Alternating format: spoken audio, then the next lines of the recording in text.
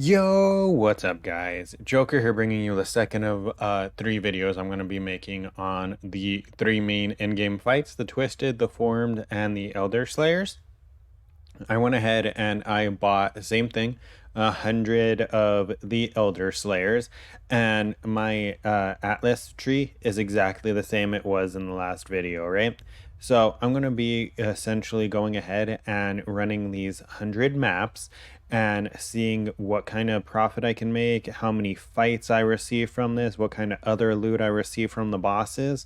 As you can see, this is significantly more expensive. It's literally double the price of the that the Elder Guardians was, because of the fact that these maps sell for usually 30C in bulk each, which is interesting because if you look at the fragments only go for 11C, right? So really interesting there. So I'm going to go ahead and test these, start running these, and I'll be back about halfway through like I was yesterday. All right, and we're about halfway done. Well, not about, we are. We have 50 of the maps done, so we are literally halfway done. And as you can see, this is our sets. Obviously, we don't have duplicate sets because unfortunately, there's not a passive like there is, which, I mean, I don't know how many people would be able to do Guardian's Aid for the Conquerors, so maybe that's why they didn't throw it on there, but because some of the Conquerors are fucking beefy. But I did want to go ahead and throw in some things that I have noticed. So you can actually earn a 10-way fight at the exact same time you're earning the fight for the Elderslayers. So you can kind of double dip, and you can probably get one Maven fight per 10 maps, right? Because, well, not even 10 maps, way less than that. Because if you take this point as well, where it gets a random boss pretty much every 5 or 6 maps, you'll probably have a chance of having a fight. You can get up to 4 shards from the fight, and then you can get 6 shards super easy. So every 6, 7 maps, you can earn a Maven fight. Plus, you do get a lot of influenced maps as well, right? I mean, if you look at this, what, 1, 2, so 15, well, technically 14 influence maps, and I got a rewritten a distant memory. Apart from that, I got 5 Elderslayer fights out of the 50 maps. So as of right now, it's roughly like 1 in 10 for when I'm receiving these. But yeah, that's just the update. All right, and sadly, I think this is the best loot that I've gotten out of one of these so far. I got a Warlord's Exalt of Eritania Crest, 5 splinters, and a couple of influenced items that I can use for good shit, right? So this was a 76 quant fight, so not that high. And I believe this is probably going to be the last fight. So far, we've done 10. This is going to be the 11th, so let's see how it goes. All right, and we just finished. So if you can see here, this is essentially what the loot tab looks like afterwards. And once again, I just rushed straight to the boss. If there was expedition, I went ahead and I stopped and I did that because I'm going to be testing logbooks too. So the less logbooks I have to buy, the better, right? So I was just getting the logbook shit.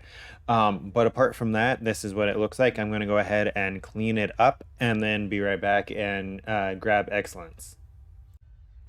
All right, and here we are. So let's get into the big things first. I ended up not getting one single awaken gem out of these 100 maps. I ended up doing 14 Maven invitations for the Elder Slayers, which is like 1 out of every 7.1. Pretty sure that my Elder Guardians had a drop rate around the same, so I'm pretty sure it is somewhere around there now, 200 maps later. And I ended up with 8 Mavens fights, obviously less than the Elder Guardians because I did less fights. I ended up with 6 orbs from the Conquerors and 1 from an invitation. I got 21 influenced maps, 1 synthesis map, 21 of the Dementophobia card. That gives you a stack of 10 Deli Orbs. I received 4 stacks, so 20 cards of the div card that trades for a synthesis map. And I received 25 sets of the Cirrus fight, right? So I technically got an extra fight since I only ran. No, I didn't actually get an extra fight, right? Because 25.